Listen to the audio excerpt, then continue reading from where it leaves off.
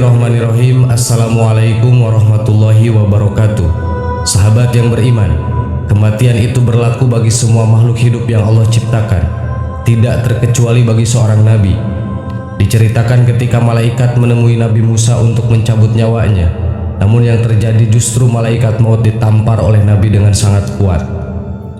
Seperti yang sudah kita ketahui, bahwa Nabi Musa alaihissalam adalah seorang nabi yang punya kedudukan terkemuka dan pemimpin yang mudah berinspirasi, sehingga mampu mengendalikan umat yang tabiatnya keras.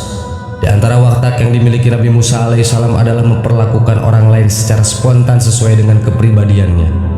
Tak mengherankan ketika malaikat maut datang kepadanya dalam wujud seorang pria yang akan mencabut nyawanya, Nabi Musa alaihissalam langsung menampar muka sang malaikat hingga bola matanya pecah.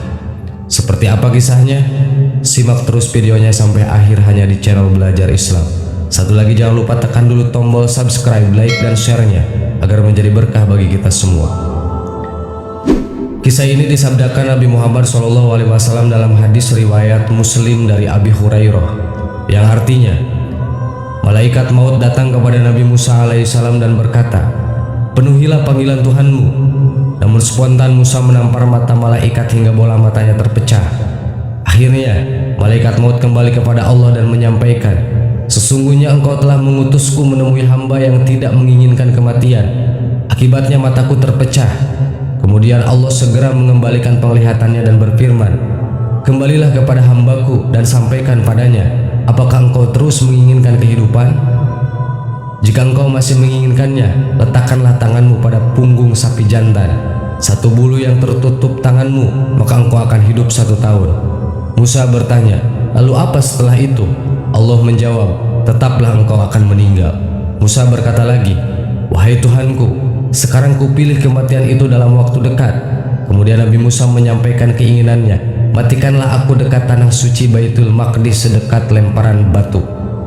Terakhir Rasulullah SAW menambahkan, "Demi Allah, andai aku berada di sisinya, niscaya akan aku perlihatkan kepada kalian kuburannya berada di pinggir jalan, tepatnya pada gundukan pasir." Terdapat 5 pesan dan pelajaran penting yang bisa kita petik. Pertama, bagaimana para nabi tetap memilih kembali ke pangkuan Allah Subhanahu wa Ta'ala meski diberi kesempatan memilih untuk hidup lebih lama di dunia oleh Allah Subhanahu wa Ta'ala. Bahkan berkenaan dengan hal ini, Aisyah pernah mendengar Rasulullah SAW berucap saat sakit terakhirnya, "Ya Allah, kupilih Ar-Rafiq Al-A'la atau surga." Dari ucapan itu, Aisyah tahu bahwa Ar-Rafiq Al-A'la itu lebih baik, makanya beliau memilih itu. Kedua, bahwa kematian ialah sesuatu hal yang mutlak dan tidak bisa ditolak. Bahkan saat Nabi Musa diberi kesempatan untuk melanjutkan hidupnya di dunia, Allah Subhanahu wa Ta'ala tetap memberikan batas waktu dan kemudian akan wafat. Andai bukan karena kedudukan Nabi Musa alaihissalam di sisi Allah, niscaya malaikat maut akan melakukan pembalasan berat kepadanya. Ketiga, yakni tentang kedudukan Nabi Musa alaihissalam.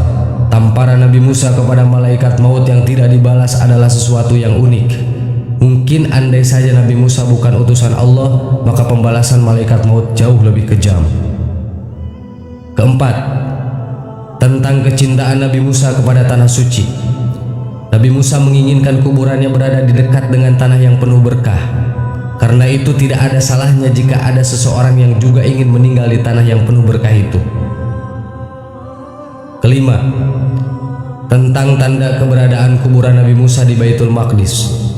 Meski tidak secara gamblang, Nabi Muhammad menyebutkannya itu di samping jalan tepat pada gundukan pasir. Sahabat yang beriman, itulah sepenggal kisah dari Nabi Musa alaihissalam yang insya Allah menjadi motivasi buat kita semua agar lebih mentakorubkan diri kita kepada Allah Subhanahu wa Ta'ala. Amin. Wallahu a'lam. Wassalamualaikum warahmatullahi wabarakatuh.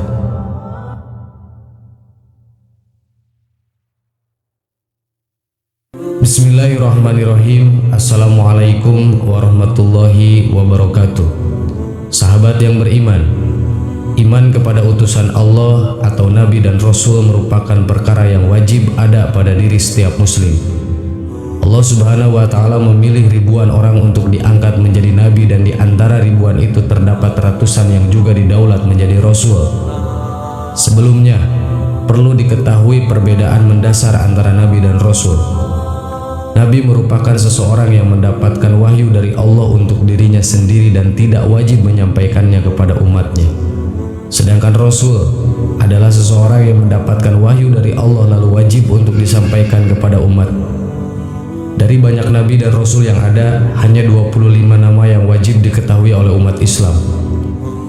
25 nama tersebut adalah Nabi Adam, Nabi Idris, Nabi Nuh, Nabi Hud, Nabi Soleh, Nabi Ibrahim, Nabi Lut, Nabi Ishak, Nabi Ismail, Nabi Yakub, Nabi Yusuf, Nabi Su'aim, Nabi Harun, Nabi Musa, Nabi Daud, Nabi Zulkifli, Nabi Sulaiman, Nabi Ayub, Nabi Yunus, Nabi Zakaria, Nabi Ilyas, Nabi Ilyasha, Nabi Yahya, Nabi Isya, dan Nabi Muhammad SAW.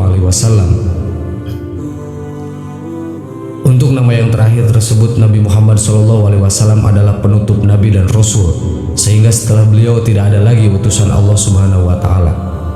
Di antara Nabi dan Rasul yang dipilih Allah, terdapat beberapa pendapat yang menyatakan bahwa 4 Nabi masih hidup sampai saat ini. 4 Nabi itu antara lain adalah: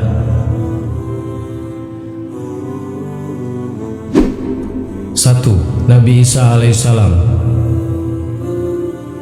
Banyak ulama yang berpendapat bahwa Nabi Isa alaihissalam masih hidup di langit setelah ia diangkat oleh Allah saat diselamatkan dari kejaran kaum kafir yang ingin membunuhnya.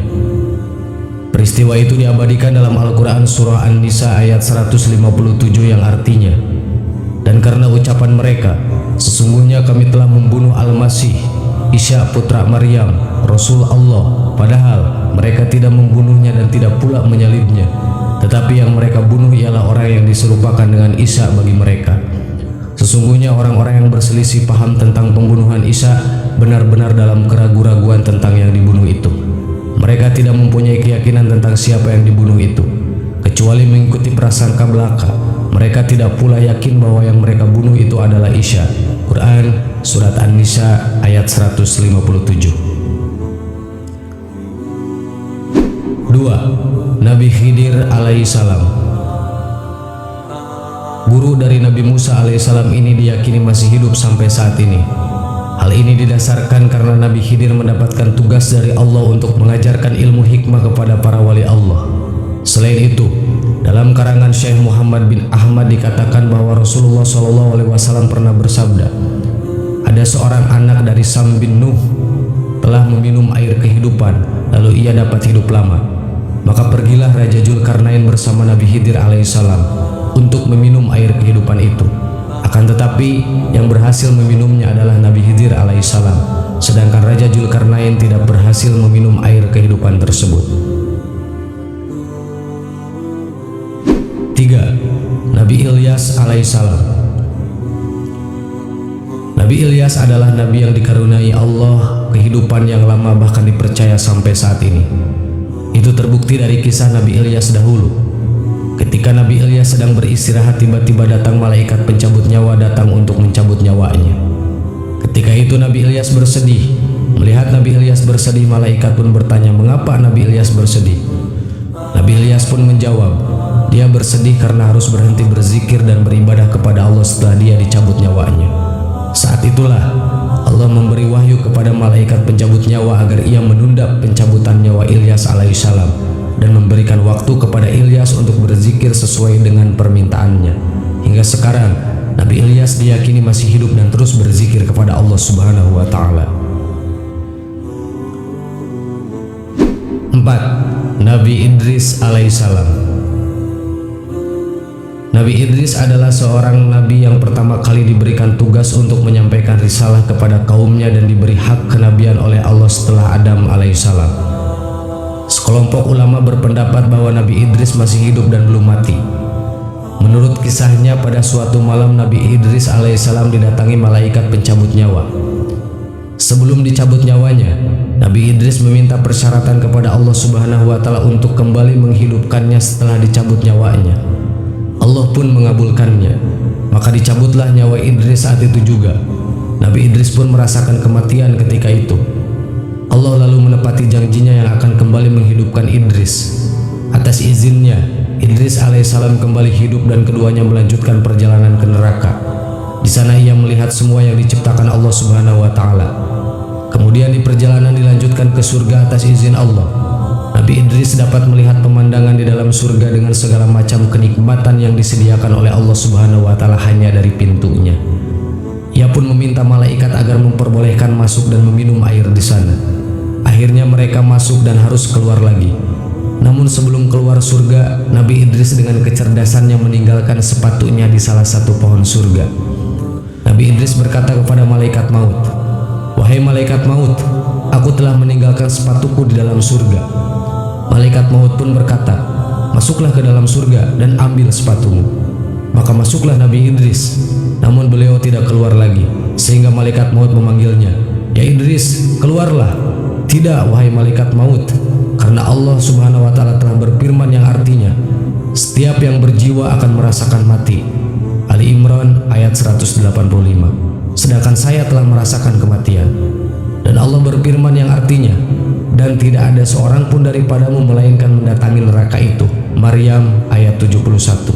Dan saya pun telah mendatangi neraka itu. Dan firman Allah lagi yang artinya, dan mereka sekali-kali tidak akan dikeluarkan daripadanya surga. Quran surat Al-Hijr ayat 48. Maka Allah menurunkan wahyu kepada malaikat maut itu, "Biarkanlah dia, karena Aku telah menetapkan di azali bahwa ia akan bertempat tinggal di surga." Allah menceritakan tentang kisah Nabi Idris ini kepada Rasulullah SAW dengan firman-Nya yang artinya, "Dan ceritakanlah hai Muhammad kepada mereka kisah Nabi Idris yang tersebut di dalam Al-Quran. Sesungguhnya ia adalah seorang yang sangat membenarkan dan seorang Nabi, dan kami telah mengangkatnya ke martabat yang tinggi." Quran surat Maryam ayat 56 dan 57. Sejak saat itu, Nabi Idris dipercaya masih hidup sampai saat ini dan berada di surganya Allah Subhanahu wa taala. Sahabat yang beriman, itulah kisah nabi-nabi Allah yang sampai saat ini masih hidup. Semoga menguatkan keimanan kita kepada Allah Subhanahu wa taala. Amin. Wallahu a'lam. Wassalamualaikum warahmatullahi wabarakatuh.